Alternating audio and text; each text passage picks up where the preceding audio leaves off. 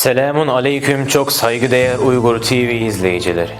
Bugünkü konumuz Doğu Türkistanlı yetim çocuklar.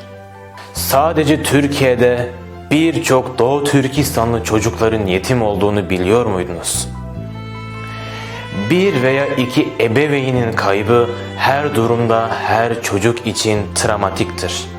Bu çocukların ailesi kendisini feda ederek çocuklarını kendisini tanısın, kim olduğunu hatırlasın, Türk olduğunu unutmasın diye Türkiye'ye yolcu ettiler.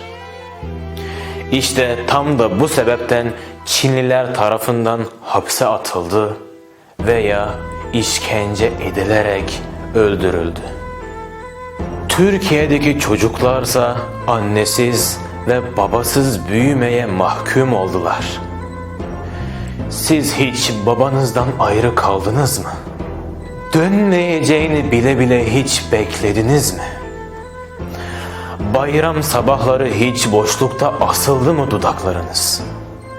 Kala kaldı mı yaptığınız resimler elinizde? Bir aferin beklediniz mi babalarınızdan? Duyamayacağınızı bile bile. Azberlediğiniz sureler, babacımla başladığınız cümleler karşılıksız kaldı mı hiç içinizde? Ya da annesiz uyuyup uyandınız mı bir güne?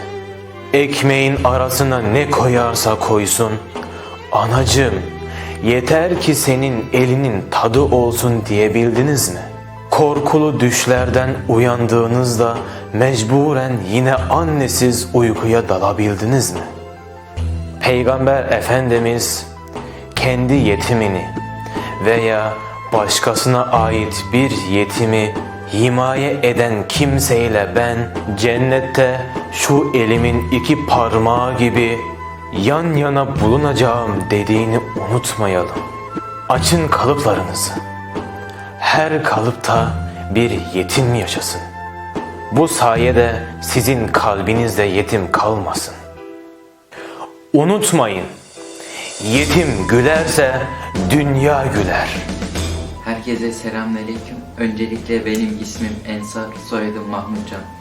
15 yaşındayım. Doğu Türkistan İnformasyon Merkezi'nin başkanı olan Abdülcelil Karakaş ve Ebru Kaya ablamızın bize yakından destek olmasına, maddi ve manevi destekte bulunan abilerimize ve ablalarımıza, gurbette yaşayan Doğu Türkistanlı yetim çocukların adına teşekkürlerimi sunuyorum. Merhaba, benim adım Bilal, soyadım Ahmetcan. 12 yaşındayım. Bize yakından destek olan Ebru Kaya ve Ayşe Sarıkaya ablalarımıza ve bizim gibi annesiz babasız şu çocuklara sahip çıkan ailelerimize teşekkür ediyoruz. Merhaba, selamünaleyküm. Benim ismim Halit, soyadım Nureli. Bizim gibi zor durumda olan çocuklara yardım ettiğiniz için çok teşekkür ederiz. Herkese merhaba. Benim adım İmran, soyadım Nur Muhammed. Bize yardım etmek isteyenlere, bize yardım eden ailelere teşekkür ederim. Merhaba, benim adım İbrahim Ekim. 13 yaşındayım. Türkiye'ye geleli 3 sene oldu ve ben bu zaman içinde Türkiye'de annesi veya babası olmayan ya da her ikisi de olmayan çocukların olduğuna tanık oldum. Bu çocuklara yardım etmek istediğiniz ve yardım ettiğiniz için tüm çocukların adına teşekkürümü iletiyorum. Esselamu Aleyküm, benim adım Yasin, soyadım Abdülşükür. Bizi unutmayıp yardım ettiğiniz için çok teşekkür ederim. Selamünaleyküm. Benim adım Kuteybe. Bizim gibi çocuklara yardım edenlere çok teşekkür ederim. Merhaba, benim adım Rıdıl. Bize yardım eden abilere, ablalara teşekkür ederim. Merhaba, benim adım Abdurrahman. Yardım ettiğiniz için çok teşekkür ederim.